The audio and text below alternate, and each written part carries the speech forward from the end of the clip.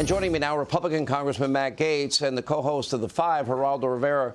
Geraldo, I've known you a long time. Hey, please don't raise my blood pressure. It's almost Friday. But please tell me you're not going to support... You put me opposite Matt Gaetz and you don't want me to raise your blood pressure. Oh, Geraldo. Okay, well, we're going to give Matt a chance to respond in a minute. But please tell me you're not going to let Fang Fang's boyfriend, you're not going to stick up for him to be on the Intel committee. Neither he nor Schiff, in my view, should even be able to get a classified anything in the private sector, never mind the government. Adam Schiff is a proven liar.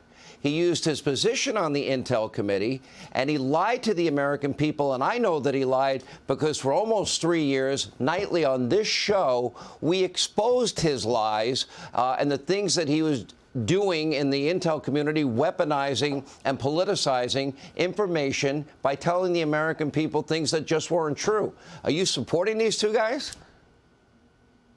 I am not, and the reason is when Speaker Pelosi deemed that Jim Banks and Jim Jordan were unsuitable to be on the January 6th committee, that to me was a kind of political vengeance that now, good for the goose, good for the gander. The fact that McCarthy is doing it now, they should have known that it's just a matter of time. Political cycles work their way through, and then if you did it to me, I'm going to do it back to you.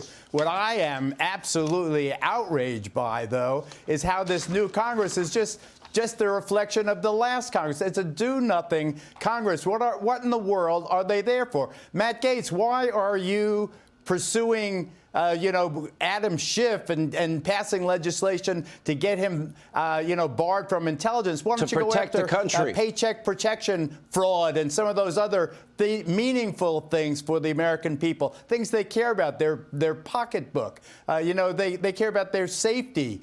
Go after real issues, Matt. Matt? Well, I think that if you look at the work of the House of Representatives today, we were passing legislation to stop Joe Biden from playing politics with the Strategic Petroleum Reserve. And you're absolutely right. We ought to pursue clawbacks where there was fraud in a lot of these programs. And we ought to do that before raising the debt limit. We ought to impose work requirements. So I'll invite you, Geraldo, you could take my guest pass and come observe a Congress that is quite different from the last Congress, if for no other reason than during the battle for the speakership, we demanded open rules, open amendments. Today, we took votes on over 20 amendments, some by Democrats, some by Republicans, but certainly no one can defend Adam Schiff and Eric Swalwell. These are people who made careers leaking and then embroidering lies onto those very leaks. And Adam Schiff doesn't just go on TikTok to publish information. A real critique we have is that for 3 years, when Republicans wanted access to intelligence about the origins of the coronavirus, Adam Schiff was essentially the blocking tackle for the Chinese Communist Party and did not get that information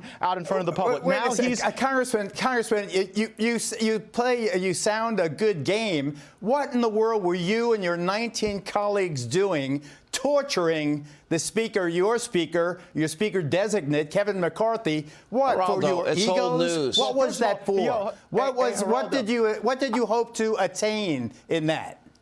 So, first of all, I got some constituents in the military that could talk to you about real torture. I don't think sitting through 15 votes quite qualifies, but here's what we were fighting for. We believe that instead of having omnibus spending legislation that comes to us with only a few hours to consider thousands of pages and then vote on something that funds every agency of the government all at once, that we should take individual votes on appropriations bills. That's a concession we didn't have when voting began. It's one we earned by the time it ended. We also believe that when bills are considered, they should comport to a single subject, so I don't have to do what I've had to do in the past and vote on the farm bill at the same time you're voting on whether or not there's going to be war powers in Yemen. We also wanted open amendments, so Republicans or Democrats could offer germane adjustments to legislation, and everyone could take votes on these things. Members of Congress, speakers, they come and go, but when rules are established, they often can be enduring. Congressman, with your filibuster right now, you are portraying yourself to the American people as a thoughtful legislator.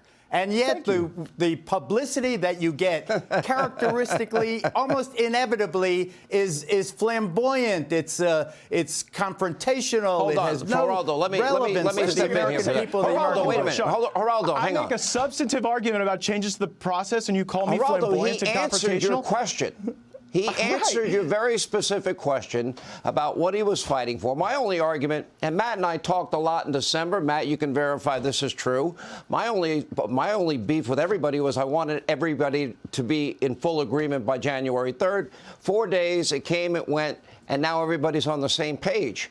He gave you very specific arguments about what he was fighting for, how this Congress is different and better than the last one. Why are you attacking him personally? Well, I thought that's why you invited me, Sean. You wanted attack me him to go personally? nose to nose with your right-wing champion. I'm here. I showed Sean, up. I don't even Let's think He can go. flamboyant defend and himself. He doesn't confrontational is a need me. bad thing. I don't know, Matt Sometimes those Gates. are I mean, good. I don't know you. All I know is what I read in the newspapers. I appreciate that that's gotta be you true, are then. on a believe everything rehabilitative you phase read, of your Geraldo. career. I like it. Well, I think that we'll have a better Believe Congress me, moving I forward don't. because of these changes.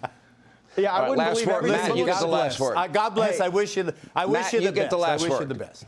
Sometimes Matt, stagecraft for example, is statecraft. Will the Sometimes it's Republicans okay to come push these together? things tough. Will Republicans come together on the debt ceiling, and will they stand strong at 222? Because Biden is betting against that. That's why he says no negotiation.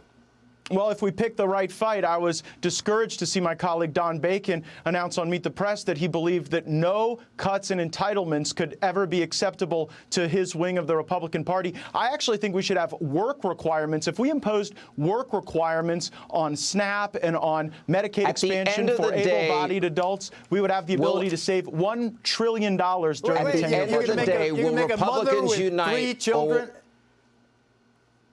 Will Republicans are you going to unite? have a I think mother? a mother with 3 children A mother would actually with be a 3 great- children at home make her work? Yeah, and you know what? You can meet work requirements in a lot of these states by volunteering at nonprofits, by helping out at a local church, about Social even Security? job training, How job about training Social and those Security? things.